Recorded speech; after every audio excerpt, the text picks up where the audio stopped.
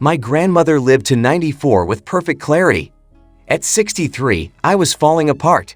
Chronic joint pain, brain fog that made simple tasks frustrating, and exhaustion that no amount of sleep could fix. I sat at my kitchen table one afternoon, sorting through my grandmother's old recipe cards after she passed. Tucked between her handwritten notes, I found something that stopped me cold. A folded paper with 2 simple food rules she followed religiously.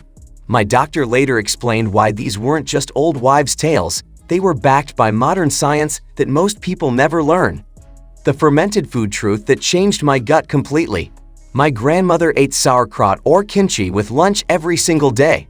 I thought this was just her German heritage showing through. My doctor explained something that shocked me. After 60, your gut microbiome diversity decreases dramatically. You lose beneficial bacteria strains that support digestion, immunity, and even brain function. Research from the journal Frontiers in Microbiology shows that fermented foods introduce live bacteria that can colonize your digestive tract. But here's what nobody tells you. The fermentation must be unpasteurized. Most store-bought sauerkraut is pasteurized, which kills all the beneficial bacteria. You're essentially eating pickled cabbage with zero probiotic benefit. I started making my own sauerkraut using my grandmother's method: shredded cabbage, sea salt, and patience. The fermentation process takes 2 weeks at room temperature.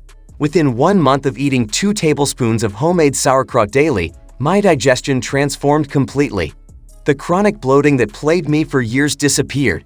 My bowel movements became regular for the first time in a decade. But the cognitive change surprised me most. Research published in Nutritional Neuroscience suggests connections between gut health and brain function through the gut-brain axis. My brain fog lifted gradually over 8 weeks. I could concentrate on reading again. Conversations felt easier. My memory improved noticeably. The bone broth foundation that rebuilt my joints. My grandmother simmered chicken bones every Sunday. She'd drink a cup of broth daily and use it as the base for soups and stews. I dismissed this as Depression-era frugality. My doctor explained the biochemistry that made me reconsider everything. After 60, your body produces less collagen naturally. Collagen provides structure for your joints, skin, gut lining, and bones. Decreased collagen production contributes to joint pain, wrinkles, digestive issues, and bone density loss. You can't stop aging, but you can provide your body the building blocks it needs. Bone broth made from bones simmered for 24 hours extracts collagen, gelatin, glucosamine, and minerals. These compounds support connective tissue repair. I started making bone broth every week using chicken feet and beef knuckle bones. The long simmer time breaks down the collagen into gelatin that your body can absorb. Within 6 weeks, my knee pain decreased noticeably. I could climb stairs without wincing. My morning stiffness lasted minutes instead of hours. Research from the journal Current Opinion in Clinical Nutrition and Metabolic Care examined collagen supplementation and found associations with improved joint comfort in older adults. My skin changed too.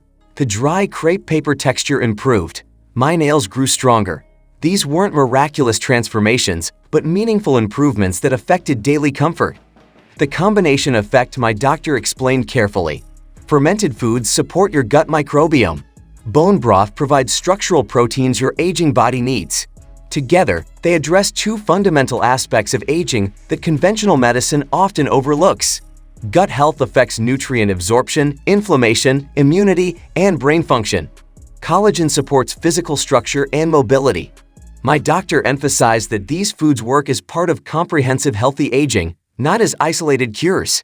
I also maintained regular walking, strength training twice weekly, adequate sleep, and stress management. The foods enhanced these efforts but didn't replace them. The preparation methods that actually matter. For sauerkraut, I use organic cabbage to avoid pesticide residues.